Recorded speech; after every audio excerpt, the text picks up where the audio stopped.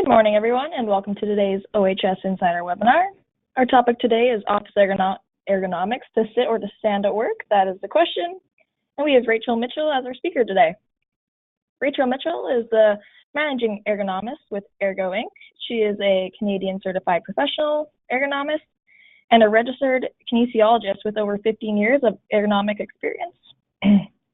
She holds a Master's of Science in Human Factors Engineering from Nottingham University.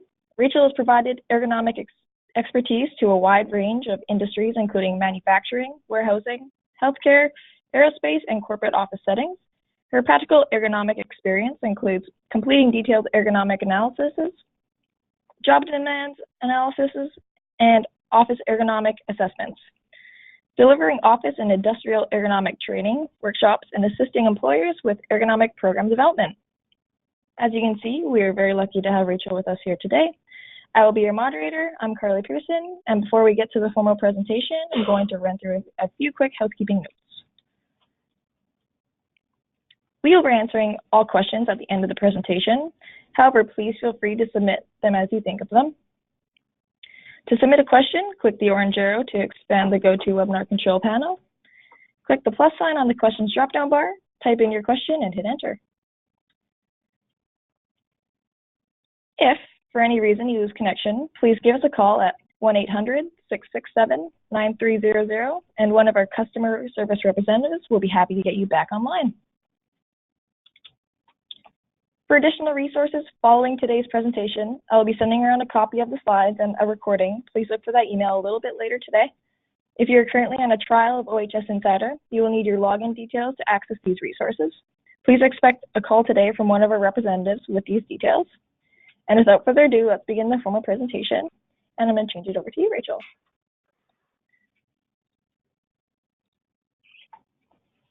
Thanks so much, Carly. All right, so welcome everybody. Thank you so much for joining us today to talk a bit about office ergonomics and the eternally pressing question in the media these days about whether sitting or standing is in fact worse for us and what we should be doing at work. So just a little bit of other background information. Carly covered, I think, everything that really needed to be covered. I work for a company called Ergo Inc. I'm located in the GTA area around Toronto in Ontario. I realize we have people from, I think, across the country joining us today. So welcome to everyone.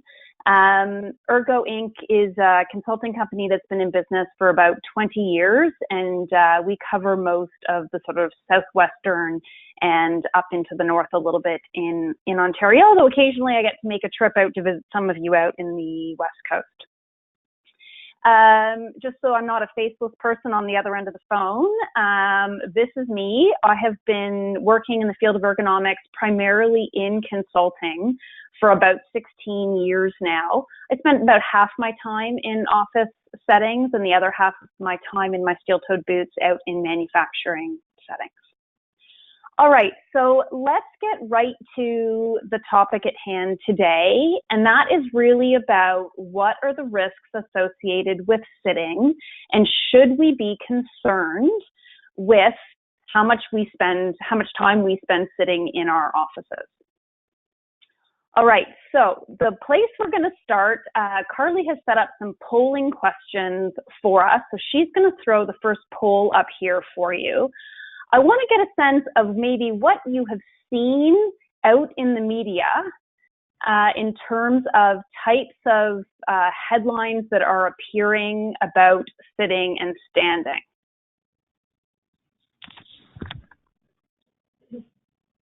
Are those up, Carly? I can't see them, but maybe everybody else can. Yes, I can. Perfect. Can I see the answers? I will show them, yes. Okay, fantastic.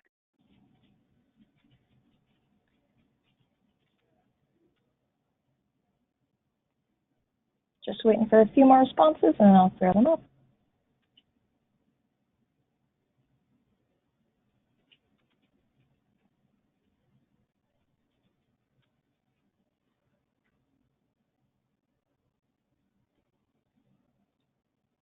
And there they are. right, well, apparently you can all see them. I can't see them. I can let you know. So at all of the above, you got a 50%.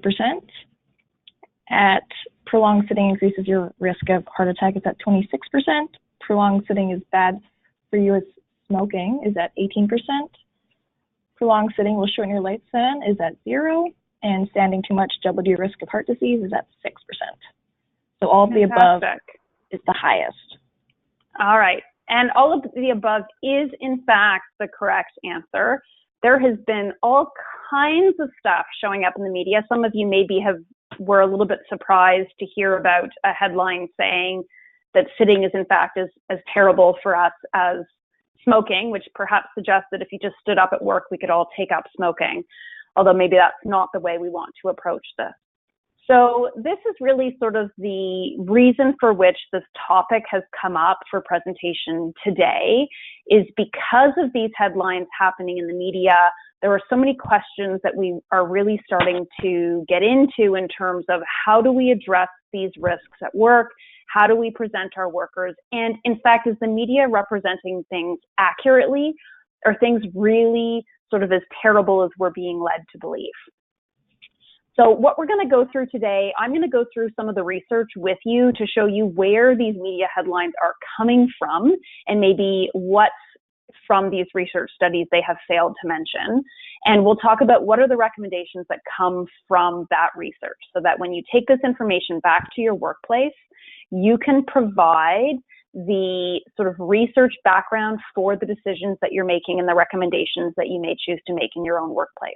We'll talk a little bit about the standing and sitting options that are out there. So what could you provide to your employees if you're sort of going down any of these roads, and what we'd sort of recommend is the ideal. So for those of you who have had a little bit of maybe sort of background information on sitting or on anatomy in the past, you will recognize the shape of the spine on the right-hand side of the screen. So the spine naturally has curves in it. We all sort of think about the lumbar curve, that more substantial curve in the low back, but there are in fact 4 different curves in the spine. And the goal is always to maintain the shape of those curves in that natural S-shaped position. When we sit down, what tends to happen is the curves will flatten themselves out and we get an increase in the amount of pressure and compression through the discs of the spine. So if you look at the graph in the bottom left-hand corner, you'll see sort of increasing levels of disc pressure or that they're showing with going from lying to standing, and then further increases in pressure when you go from standing to sitting. And that is really because of the flattening of the shape of the curves. So the goal here is to minimize the disc pressure, which we do by maintaining those shapes of the curves in their natural positions. So that's a little bit of background information that we need just as we move forward here. So I'm going to show you a couple of studies to give you some background on where these media headlines are coming from. So 2 different studies here done 5 or so years ago. They're large study groups. So the first one has over 4,000 people in it. The second study group had over 200,000 people in it that they followed for 3 or almost 5 years in these 2 cases. And what these 2 studies found, the first one found that people who sat for prolonged periods of time had health issues. They had larger waistlines, they had higher BMIs, higher triglycerides, more issues with their cholesterol, and they concluded that this prolonged sitting might contribute to premature mortality. So that gives you a sense for where those headlines have come from.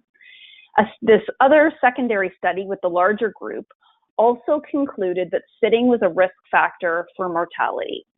And the sort of bad news here is that it was an independent risk factor, regardless of how much physical activity you did, which means that it didn't matter how many times a week you went to the gym. If you were someone who sat for prolonged periods of time, your risk of mortality was higher. So that all sounds awfully grim, and we can sort of get a sense of how those media headlines have come to be as a result of sort of that really basic summary of this kind of information. Now, because of that sort of conclusion coming from this research, then there were some research studies that sort of came to be following from that took a step back and considered what sitting at work did separate from sitting in your general lifestyle. So those first studies are really commenting on sedentary lifestyles, people who sit for prolonged periods of time. They are not making any kind of comment about how much people sit at work. It was really more about what people sat over the course of a week, which clearly comes in part from what we do at work, but also comes from what we do in our outside sort of personal lives. So these two studies, a little bit more recent, again, fairly large groups. The first one, over 70,000 people were part of the study. They took a look at sitting as separate from how we sit at work. And what they concluded was that there was not an increased cardiovascular risk associated with occupational sitting. Basically, what they're saying is it is not the sitting at work that is the problem.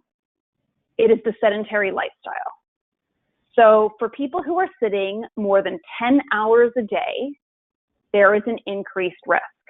This is really more a comment about people's sedentary lifestyles. This is, you come home from work, you sit on the couch for 4 hours, you're not getting any physical activity, you have an overall sedentary lifestyle. So I think that is the takeaway message from these sort of scare tactics that are happening in the media, from this misinterpretation of some of the data, is that it is not about sitting at work. It is about a sedentary lifestyle as a whole. Now, we can help with it in terms of how we deal with things at work, but it is really not work itself that is the problem.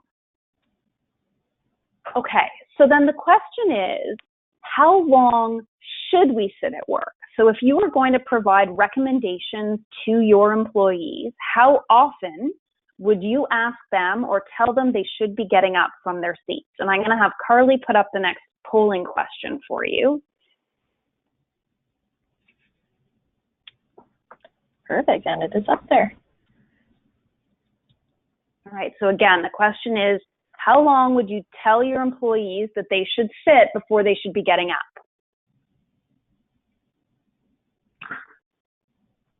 We just have everybody voted in. And if you could just let me know, Carly, what's our highest vote there? So our highest vote is with 51% at less than 1 hour. Fantastic. Well done, everyone. So the answer is a little bit, it depends. So I'm not surprised that we got some variations in answers with the group there, because it depends on what you're sitting on and how you're sitting. People who have jobs where they're more likely to be sitting on a stool or something that is less supportive should clearly be getting up more often. But the general recommendation that we make for people who are sitting in a traditional office in a properly adjusted office chair is that they should not be sitting for more than 60 minutes continuously. The longer they sit, the more compression you get down through the discs of the spine. And we know that the risk of low back pain starts to increase for people who sit for more than 6 hours a day. So the Occupational Health and Safety Council of Ontario here has defined prolonged sitting as sitting more than 6 hours a day. So that's sort of the cutoff where we would anticipate that some people might start reporting some low back pain if they were sitting for more than 6 hours a day. But we want to encourage people to get up every 60 minutes. So the next thing I want to talk a little bit about is what people are sitting on at work. So there's lots of options out there in terms of seating, and we get lots of questions about, how do we ensure that we are providing people with appropriate office chairs? There are so many choices out there. And so I want to give you just some really sort of basic background on sort of how to classify and how to ensure that if you are selecting new chairs for your facility, that you're picking something that's going to last you a long time and that is going to do well for your employees. And so most chairs will fit into one of two categories, either a fabric chair. This is what I sort of refer to as a sort of traditional foam and fabric chair. They've been around forever. And the newer, sort of maybe more aesthetically pleasing mesh chairs that have stemmed from the invention of the Herman Miller Aeron chair probably a decade or more ago. So a fabric chair, traditionally speaking, and I should say here that when I make these comparisons, I am comparing two good quality, well-adjustable chairs. And so we can't really compare a high quality chair with a sort of low quality chair because it's sort of apples and oranges. So I'm trying to compare two chairs that would rate well in both of these categories. And so when we look at fabric chairs, traditionally speaking, they typically will have more levers than the high-end mesh chairs will have. So there is more adjustability and more control options often available to the user. They are warmer, and I know some people worry about them being warmer, but most of us are sitting in office environments that are air conditioned in the summer, and so I don't know that the heat is really an issue when it comes to the chair. They typically are a little bit more cushioned, clearly through the seat because of the foam, and in my experience, they last forever. So I have clients that still have foam and fabric chairs, global brand chairs, ergocentric brand chairs that are 15 years old, and those chairs are still doing well. The fabric might not look quite as nice as it did 15 years ago, and sometimes the foam starts to peel on the arm caps, but most of these chairs, you can actually buy new armrests for them and simply replace those rather than ditching an entire chair when the armrests start to go. And so I really do think these chairs tend to last very well. When we look at a mesh chair of sort of the same caliber, so this is a human scale chair that I've shown you in the picture here.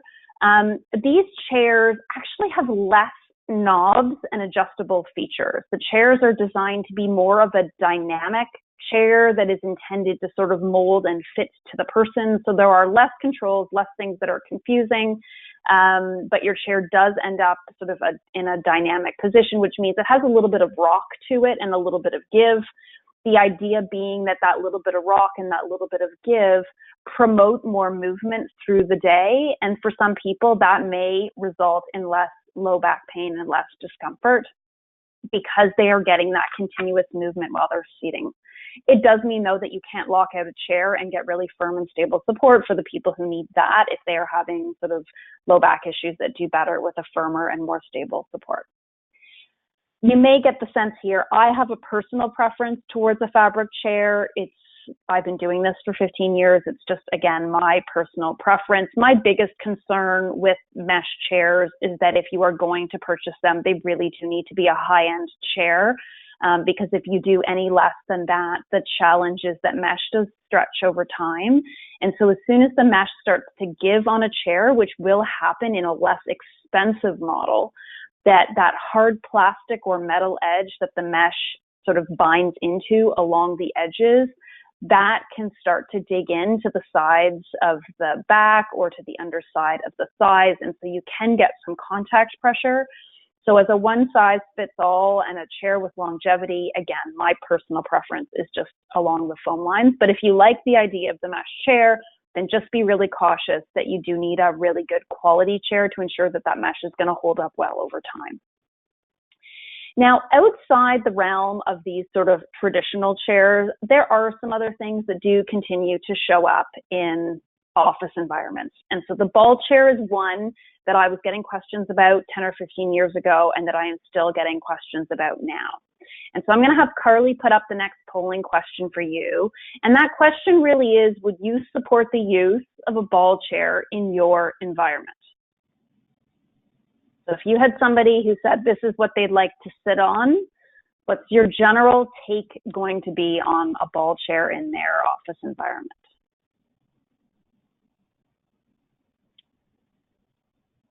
All right, looks like we got everybody.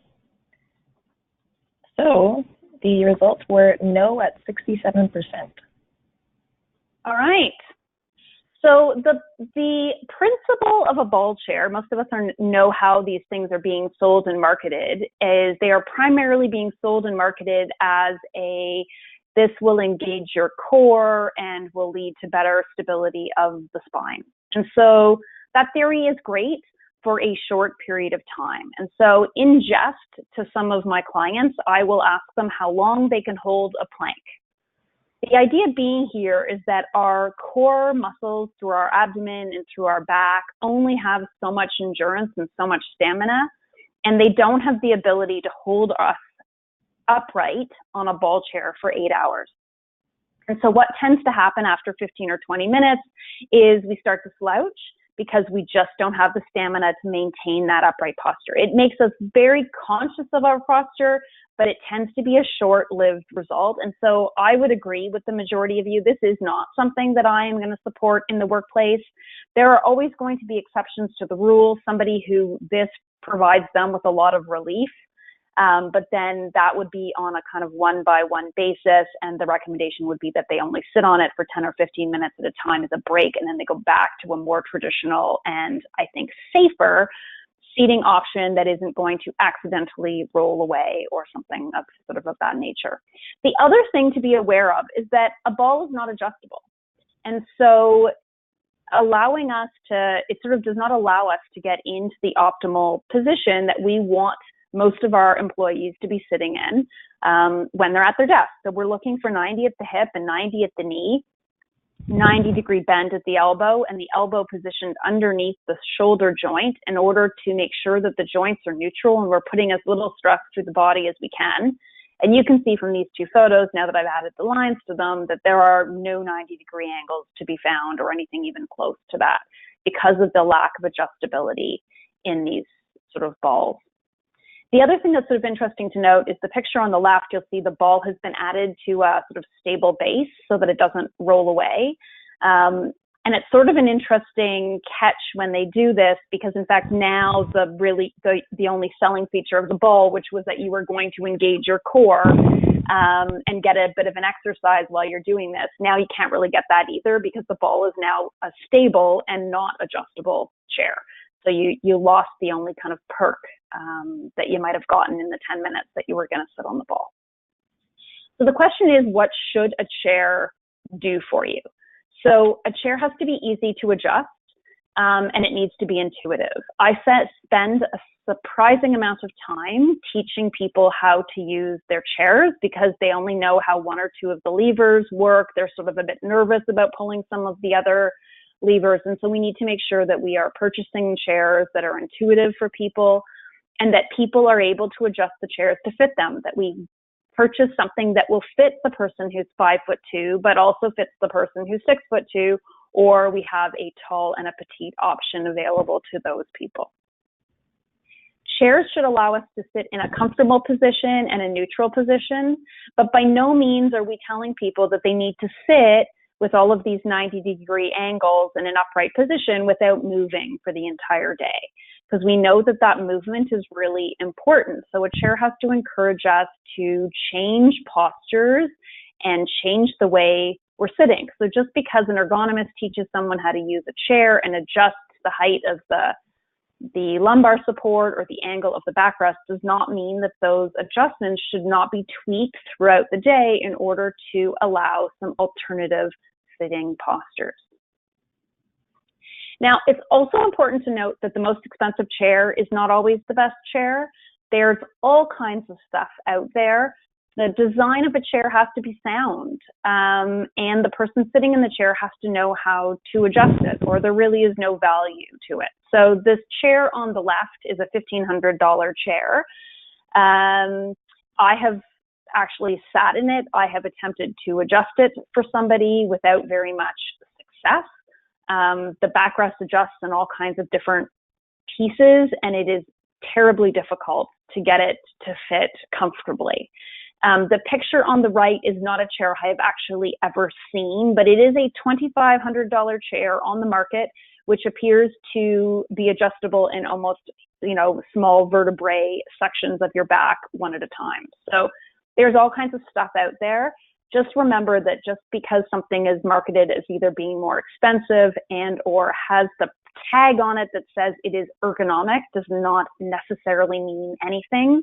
You can, in fact, call anything you want ergonomic. There are no standards in terms of what you can or cannot call ergonomic. And so you need to know what you're getting into. You need to ensure that that product you're purchasing is going to serve the purpose you want it to serve. It is going to fit people, sort of regardless of what the marketing is that's behind that. Now, I want you just to take a look at the list here. This is a list of chair features that are available on lots of different chairs. I want you just to sort of take a minute to yourself and consider which are the features that you think are absolutely necessary and would need to be part of any chair that you were purchasing for your facility.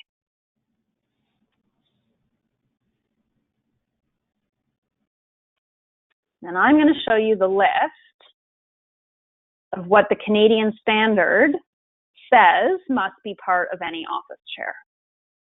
Okay, so the four that are listed in here, the waterfall front edge means the front edge of the chair dips down so it doesn't cut in underneath the thighs. A 5-star caster base only because a 4-star base is prone to tipping. The lumbar support should be adjustable in some way because, again, we've talked about how important it is to support that shape of the low back. And the seat pan must go up and down, i.e. the chair must be height adjustable. Some of you may be surprised that armrests are not on that list. It is something we often consider as being a necessity. Armrests are not a necessity. That being said, if you replace all the chairs in your workplace with ones without armrests, you're likely to have a riot on your hands. People feel strongly about the armrests being on the chair, but if armrests get in the way for a specific person, they can't be adjusted to fit them properly, then we will remove armrests from chairs because they really are not a necessity and they can in some cases do more harm than good. The other one on this list that I would tend to point out to you is the seat pan depth, and that is the adjustability in the seat of the chair to adjust it forwards and backwards so that the chair fits somebody who is short and has short legs or someone who is tall and has tall legs. If you are purchasing a chair and you expect it to fit almost everybody in your facility, then this is a really important feature to have if you're trying to get a one-size-fits-all solution.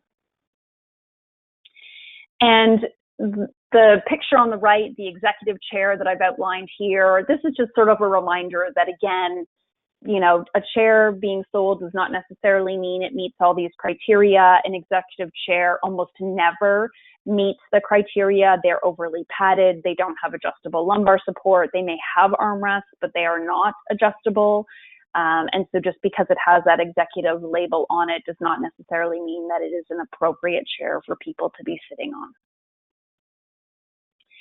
Now, one of the things you might want to consider doing in your facility is providing your staff with the tools that they need to be able to understand how to use and how to adjust their office chairs. It can go such a long way. I'd like to think that if people are sitting in a chair and they only know what one or two of the levers do, then odds are they are not as comfortable as they could be if they knew how to adjust all of the features of a chair. And I would challenge you to find very many people in your workplace who actually know what everything on their chair does. And maybe you'll even consider the chair you're sitting in right now, whether you know what every single lever on that chair does. And so the easiest way to solve this problem, as far as I'm concerned, is to find the video for the chair that you are buying as your standard chair. So most chairs, there is some kind of user manual in a YouTube video or similar format. And if you can upload the link to how to adjust this particular style of chair onto your intranet or send it out to people as part of a wellness initiative, it can go a long way to allowing people to kind of take control out of their own workstations and their own comfort and allow them to adjust a chair properly. The arrow in this particular diagram, this is just the order in which we traditionally would adjust a chair. There are a couple of them that you can kind of switch around, but it's the general order that we adjust chairs in. Chairs are always adjusted with the seat height first. There are people who do need to sit with chairs quite high, short people who are typing with keyboards up on the desk surface. But even in those situations, we always adjust chairs down so people's feet are fully supported on the floor, because you cannot get a good adjustment on the seat pan depth or on the lumbar if people's feet are dangling when you're adjusting them. So that's the reason for which we do that in that particular order. All right, so the next thing that we need to sort of move on to here, I think we have sort of cleared up some of the issue in terms of sitting in itself at work is not necessarily going to kill us all. and that there are things that we can do to mitigate some of these risks, to ensure that people are set up properly, that they're sitting in appropriate seating. But let's talk about the standing piece of this puzzle. So when these media articles initially came out, the initial response was people just wanted to stand. And some people wanted to stand all day. There were workplaces I know of where new hires were given the option of a sitting desk or a standing desk, and they had to commit to doing one or the other for 40 hours a week. So if we think about standing in itself, and what the pros and cons might be of that. So we know that if people stand at work instead of sit, that there is going to be less compression through the legs from sitting, that we're also going to get less compression through the spine because the spine is maintained in a more neutral position. We maintain the shape of that curve in the low back a lot better when people are standing. And the other thing that happens when people stand is they tend to stand closer to their desk. So when we sit, sometimes our chairs are pushed back a little bit further. Maybe the armrests have a tendency to bang into the chair. And so we don't pull ourselves in as close as we need to. And we often end up then leaning forward to the items on our desk.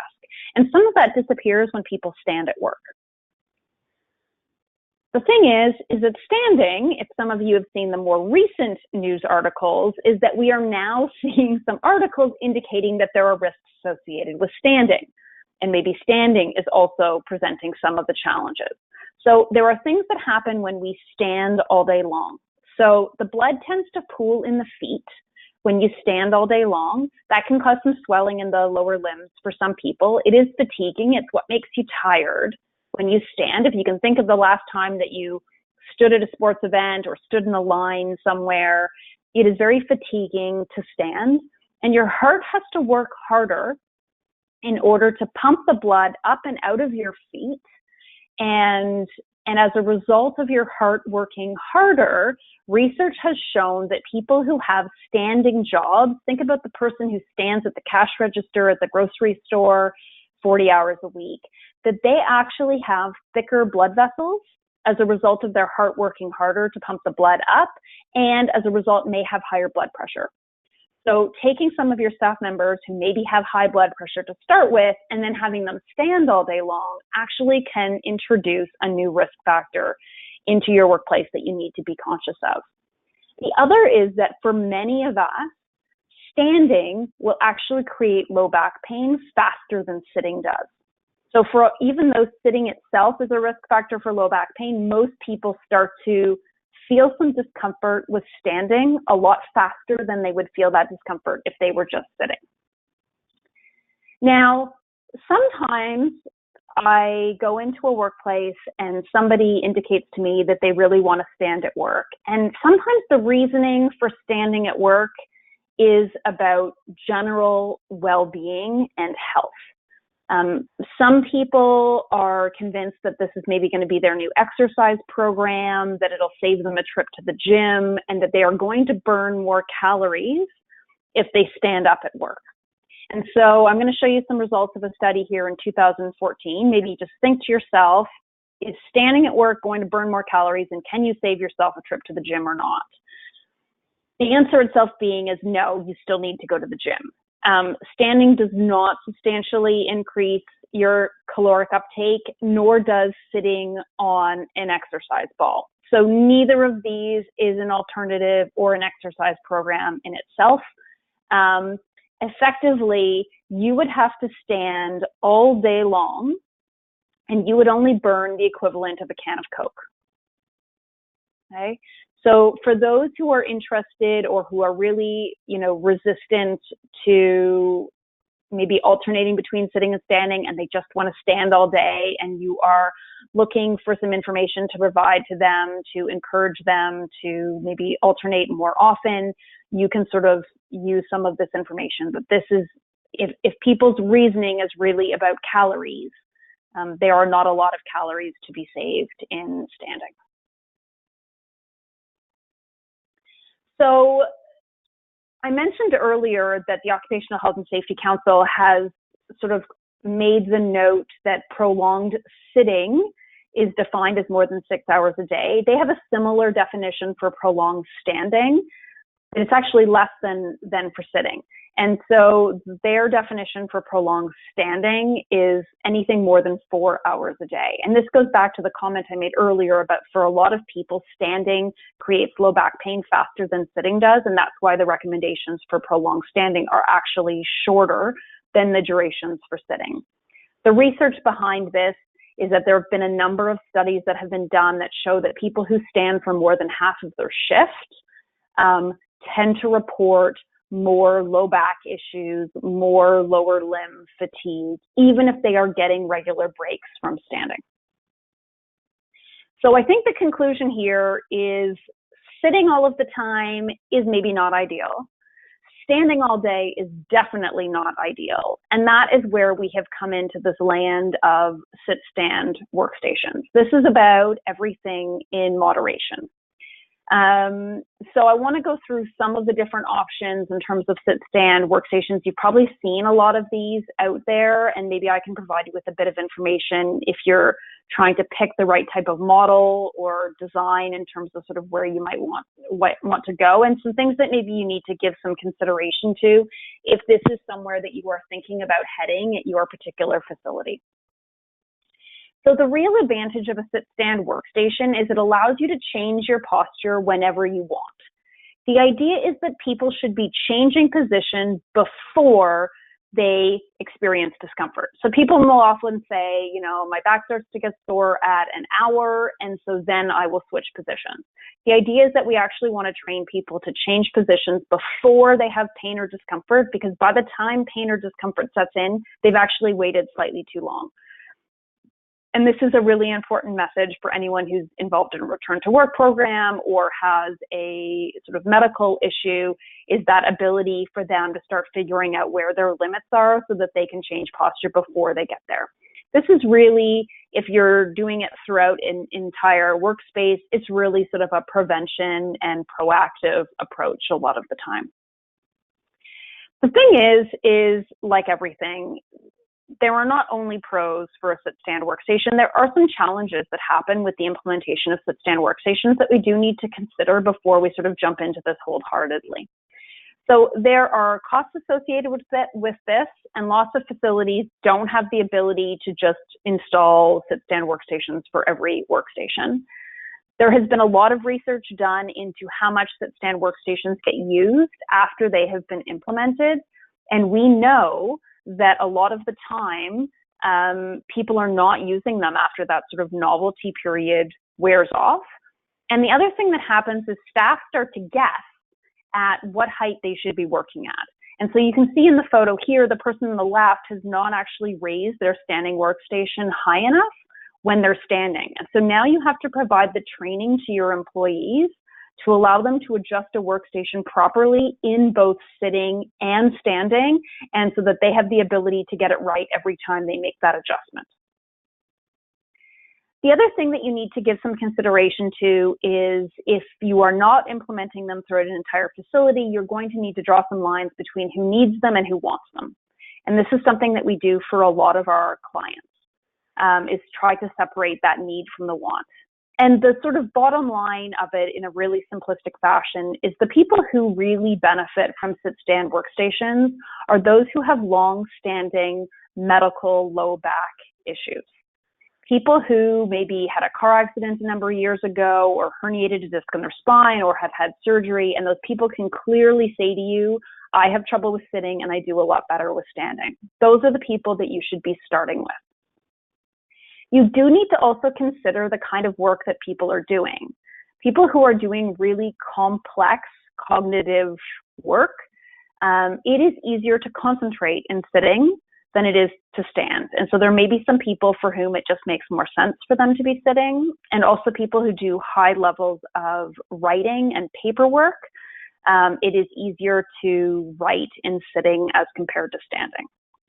There are also some social things that we need to give some consideration to. So if you're in an open office, you have to think about how would people feel if the person next to you was sort of standing over you while you are sitting at your desk. And the same is true even when there are cubicle walls. If those walls are sort of standard height, as soon as someone stands, they can now see over the cubicle walls that are around them, and then voices carry much more when people are on the telephone. And then you get into a bit of a tricky situation where you have to decide if you're going to start dictating the kind of shoes that people wear to work, because ideally we don't want the ladies in our office in 3-inch heels standing at their desk for extended periods of time. Now, I'm going to have Carly throw up our last polling question here, which is, how long do you think people should stand for? So if you were to provide somebody with a sit-stand desk, how much time do you think they should stand for before they go back to sitting? All right, Rachel, it is now up.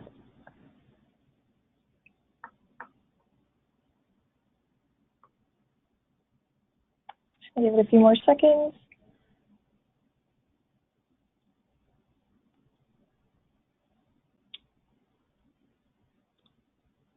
And there we are.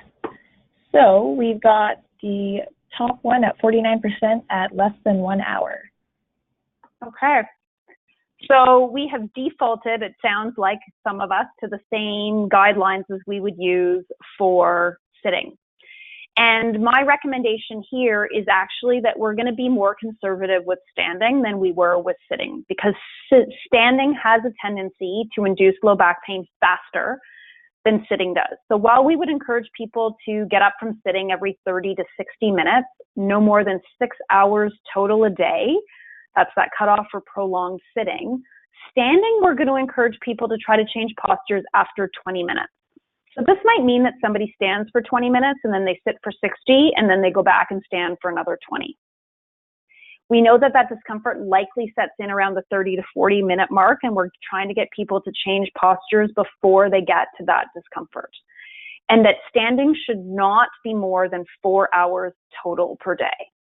If people are just getting into a standing workstation, they have not done a lot of standing before, then usually we recommend they don't exceed more than an hour a day and they work their way up slowly. What sometimes happens is people will get a standing workstation and then they stand for a whole day, their back hurts, their leg hurts, and then they go back to sitting and they never use the standing workstation again. They do too much too fast and then make a conclusion that it was sort of the wrong choice or doesn't work for them, as opposed to sort of working their way up to it a little bit slower. We're also wanting to make sure, sort of along with that education piece that I mentioned earlier, that people know how to adjust a standing workstation.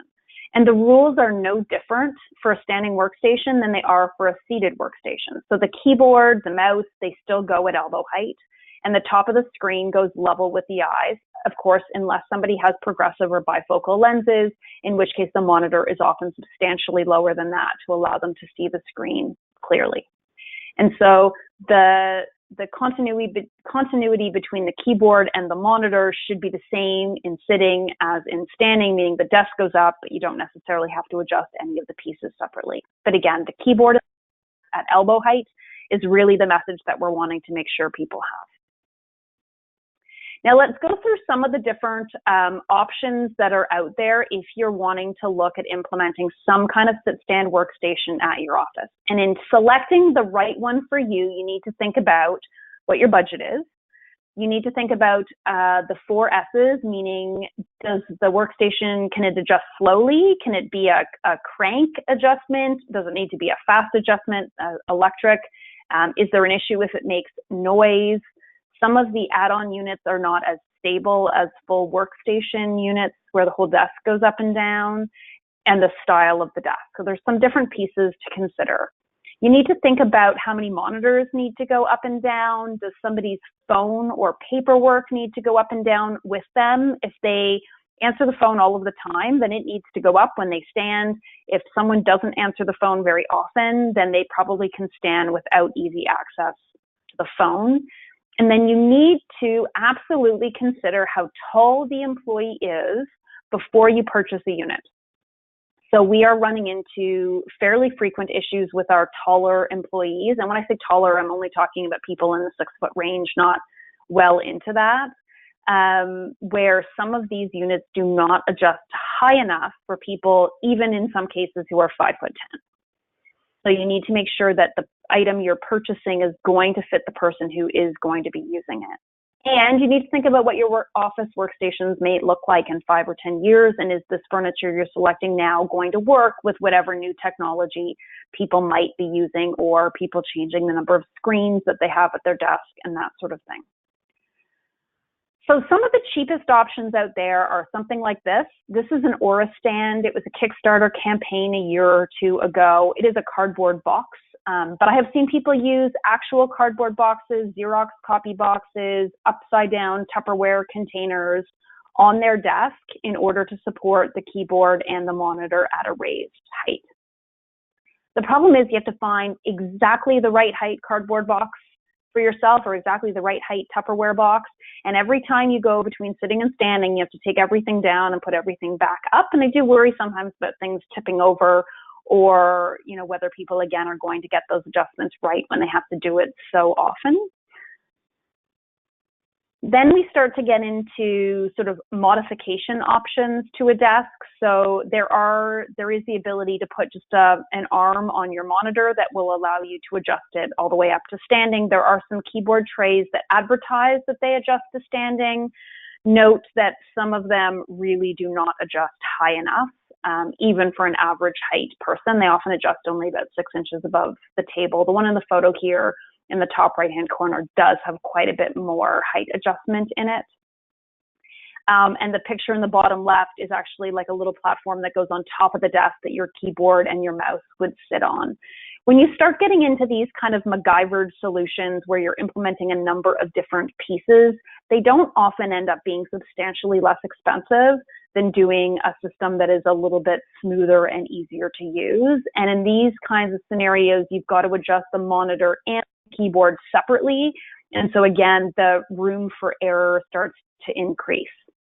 What we tend to see people using these days are this style of unit, these add-on options that either bolt or clip or sit on an existing desk. There are a couple we tend to see quite often. So the first two, the Ergotron and the VeriDesk, are probably the most common ones that are out there. I really like the first one, the Ergotron, for our kind of shorter to average height staff. The advantage being is the keyboard drops below the desk surface. So for most people, that means then they can sit with their feet on the floor. They can type at a 27 or 28 inch high surface without having to sort of raise the chair and use footrest with the keyboard up on the desk. And the VeriDesk options, they work better for someone who's a little bit taller, because you have to remember when you add this to the desk that a 29-inch desk then becomes a 30-inch desk or so, because the keyboard is now on top of something on top of the desk. So you effectively make the working surface a little bit higher. And so it tends to make more sense for people who are taller to start with. You'll also find that they have a little bit more vertical travel. The Ergotron in the first photo does not adjust high enough for people who are more than sort of average height, although you can purchase tall kits for them in order to get more range. But again, it's so important to know how high you need these units to go, what someone's standing elbow height is, so you can make sure that you're purchasing a unit that is going to work for them in that scenario. I think the best option that is out there is just to have desks that are height adjustable to start with. The whole surface goes up and down. They tend to be a more stable surface. They allow a lot more flexibility in terms of where the keyboard is and where the monitor is and where the paperwork is. They allow changes to happen, very easily, very quickly, frequently throughout the day. And the real reason that I like height adjustable desks is that you can set a desk at the ideal height for sitting. We all work at desks that are traditionally 29 inches, and for most of us, the 29-inch desk is too high unless you're about 6 feet tall. And so what's really nice is the ability to set a desk at 27 or 28 inches for those of us who are, shorter or of average height. And so there's a real advantage to sort of having your desk work better for you in sitting, in addition to having the advantage of standing. Now, we tend not to pick this option because we assume it's going to be very expensive, and some of these desks are quite expensive. So the option on the left is a human scale desk. It is a beautiful desk. It'll run you about $2,000. But what's interesting is even places like IKEA now are making height adjustable desks. The desk on the right is an IKEA Beckent desk, It runs $500 and it's electric and height adjustable. They have a, I think, $300 version that is a crank adjustable desk. So there's lots of stuff out there across all sorts of price ranges that allow people more flexibility, again, depending on the kind of workplace that you happen to be in. Now, we know based on the research is that the novelty is going to wear off, that most people who get sit-stand workstations are not going to stand for more than an hour total a day once the first month or two have gone by, and that people really need the education piece in order to understand how to get the work surface to the right height when they're sitting, how to get it to the right height when they're standing, how often to change in order to get as much benefit out of the system as possible. So make sure if you implement them that everyone gets that individualized sort of education piece about what to do with their desk, and follow up to ensure that the workstation is working properly for them, that it works with all of their equipment, and then be conscious that you are going to get that issue where the novelty wears off and you might need to do a little bit of health promotion at that 1 month mark in order to, again, encourage people to add some more sort of movement and alternate more often as you sort of move forward. Now, if we take the concept of movement at work a little bit further, even things like this, standing treadmill workstations are starting to occur, as well as some bicycling workstations. You know, I can't help but wonder whether people should just go outside and have a walk. These necessitate somebody having a secondary desk so that when they do want to sit, they have a secondary workstation they can go over and do that with. And from personal sort of knowledge of myself, I'm not sure I have the motor coordination skills to be able to walk and enter data at the same time, and I would likely trip over my own feet, and ladies in heels and all kinds of things. I'm not sure this is the way we go, but this is the direction that some of this is going in terms of people's concerns about sitting at work and people trying to kind of in trying to proactively do what they can to improve their own situations, even sometimes sort of not with all of the knowledge they need in order to get there properly. So in summary, I think the takeaway message here is everything in moderation, very much like everything else in our lives, is that sitting too long is not ideal, but standing in itself is really not the answer either. And so that we need to be encouraging people to get up and move around more often and to find ways to incorporate movement into their sort of regular and daily lives. So I think that you all have access to the chat box and probably can see each other's responses, but it would be interesting to have people type in some ideas that they might use in their workplaces in terms of how you might go about incorporating movement into the day, or recommendations that you might give to people. So if you want to throw some of your own ideas up to share with each other, I'm going to show you a few of mine. There are workplaces that I work in where there are standing workstations, but they're sign up only, so people don't have them at their own desk. Rather, you can sign up and use a standing workstation for part of a day. There are places that are implementing standing meetings. I spoke with someone where they eliminated garbage cans at your desk, so you had to get up and go to the kitchen if you wanted to throw things out. Sometimes I tell people to stand up and answer the phone like the Queen is calling. So every time the phone rings, you stand up. Oftentimes, the person on the other end of the phone is simply asking for your opinion, and you don't need to look anything up on the computer, and it's a good opportunity to get out of your chair. And then hopefully you guys have some other ideas that you'll be able to share with each other as well. So I am at the end of what I need to cover today. I want to make sure we have a couple of minutes to answer some questions. So if you have any, make sure you pass those along to Carly, and she will sort of read them out so that I can respond to them. Perfect. Thank you, Rachel, for the great presentation. And like Rachel said, I'm now going to open the floor up to questions. As a reminder, click the orange arrow to expand the GoToWebinar control panel. Click the questions drop-down bar and type in your question and hit enter. So, Rachel, we got a few questions during your presentation, so I'll start out with those. My first one is what about the trend of stand-up meeting rooms? Is that a good idea or not? I think stand-up meeting rooms are a fantastic idea. I just mentioned them right at the very end there. So there is some research that shows that meetings are more efficient when people are standing. They tend to get to the point quicker, and it gets us all back and out of the meeting. I think as long as meetings are not being scheduled, for an hour, if they're 15 or 20-minute meetings, then it is a great opportunity to sort of pass along that wellness message and to incorporate that. And you can even have meeting rooms that have cocktail height tables, so people still have surfaces they can lean against and can take notes on, or can use their laptops in those meeting spaces. Perfect. So my second question is, if you were considering a program, how would you control the Me Too attitude and end up with hundreds of requests? Would you base it in a medical referral? Yeah, and so there does have to be some kind of gatekeeping system for the stand-up workstation. So there's a number of ways to do that. We have clients that just as a way to sort of control the flow will require doctor's notes. It provides a little bit of motivation where someone can't just say, I want a standing desk. You're making them commit to their interest and commitment to using one if they have to get a doctor's note first. So that is one option. A lot of our clients require a assessment first. We are getting doctor's notes that say someone needs to stand because they have a bad shoulder. And one could argue that a standing desk isn't really the solution to a shoulder. It is likely an incorrect working height that could be corrected in either sitting or standing.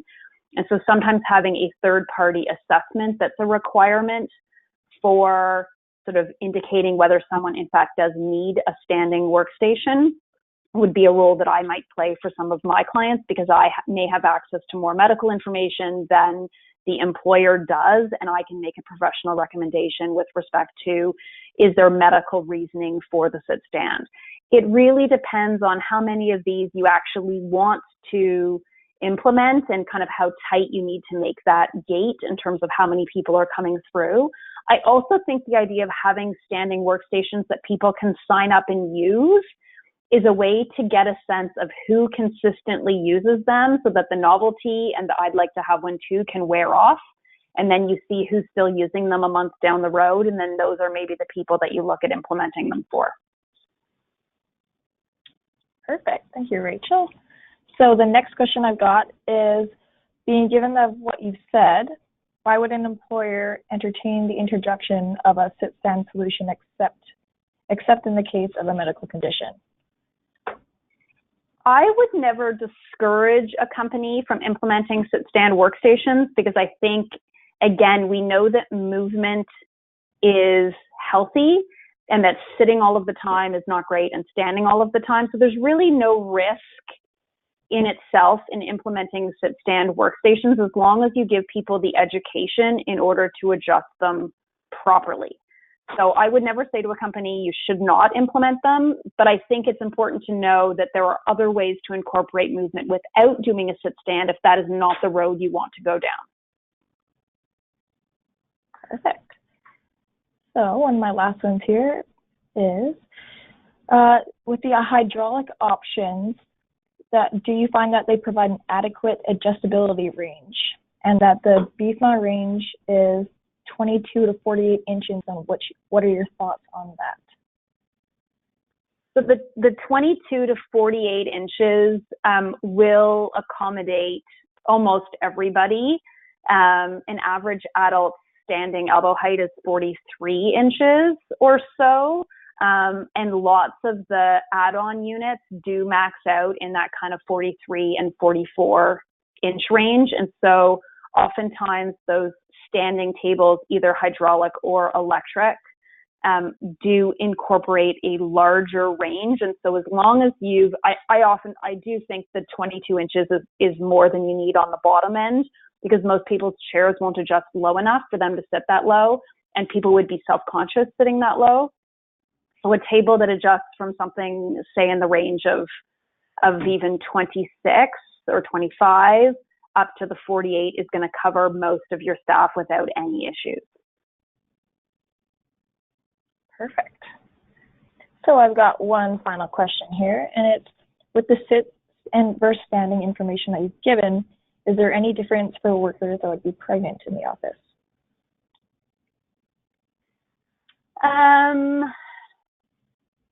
I would say that if somebody was pregnant, it will depend on how far along they are and what challenges they are having. But for some pregnant women, standing is going to be that much more difficult, and they might end up sort of abandoning the standing. Although for some pregnant women, sitting is more of an issue in terms of the hip joints. And so what I would probably recommend for somebody who is pregnant is if they have a sit-stand workstation and they're wanting to use it, I would decrease the length of time that they do either. And I would probably recommend something like sitting no more than 30, and I might even have them stand only 10 or 15 minutes, but I would have someone sort of keep track of what their tolerances are and when things start to bother them, and again, make sure they're changing postures ahead of that. Perfect. So thank you, Rachel. That looks like that's all the questions we've got for today. So I want to thank you for your answers. I just want to throw up here some of our upcoming webinars coming up. Here we are. And we hope to see everybody who has attended at some more of them. I want to thank everybody for attending again today. And if you do have any questions regarding today's presentation, please don't hesitate to contact me. I want to thank everybody again so much, and Rachel again as well. I hope everybody enjoyed the presentation and that everybody has a safe day. Thank you, Rachel, again. Thanks, everybody.